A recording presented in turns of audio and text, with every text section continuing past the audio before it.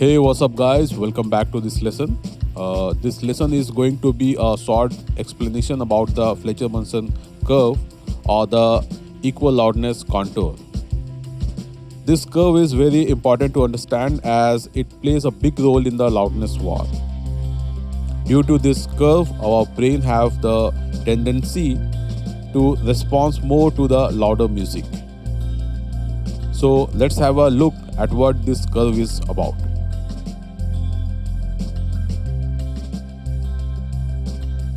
Harvey Fletcher and Weldon Munson reported about this frequency curve response to loudness way back in 1993.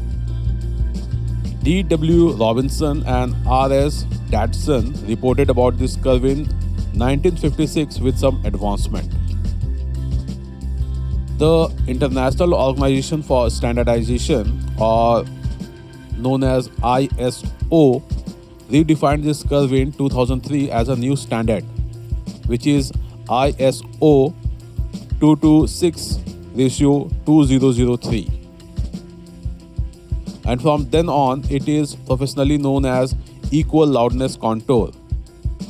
But people still refer to it as Fletcher-Munson curve.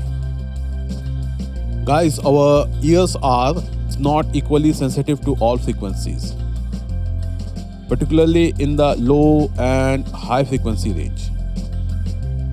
The response to frequency over the entire audio spectrum range has been graphically illustrated, originally by Fletcher and Munson in 1933, which is no doubt known as the Fletcher-Munson curve.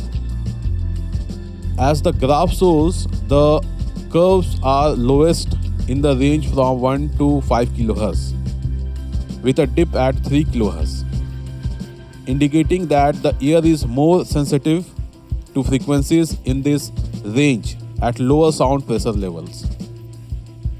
The sound pressure levels of higher or lower tones must be raised considerably in order to create the same impression of loudness.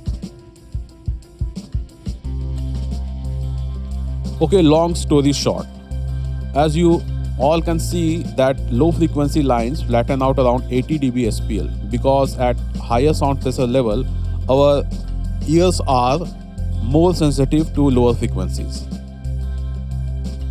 Also notice how our ears are less sensitive to the frequencies above 6000 Hz.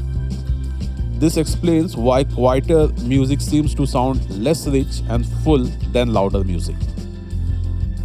Guys, our ears are less sensitive to frequencies at low volumes, but our ears are more sensitive to low frequencies at higher volume.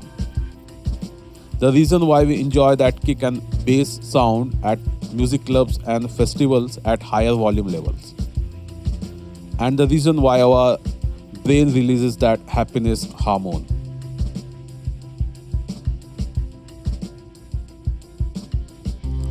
Okay, as our brain loves the low end kick and bass very much, low frequencies at high decibels above 85 dB trigger our brain to release endorphin hormones, also known as happiness hormones. The reason for emotional connection and happiness. So this is what music producers want to achieve these days. But it got some downside as dynamics are more squashed of our modern day music albums. You cannot do this to a symphony orchestra album, but you sure can do this to a EDM track. As EDM tracks are club friendly, these tracks are specially meant for clubs and large venue with thousands of music lovers. They just visit the club or music festival to feel happy and to enjoy themselves.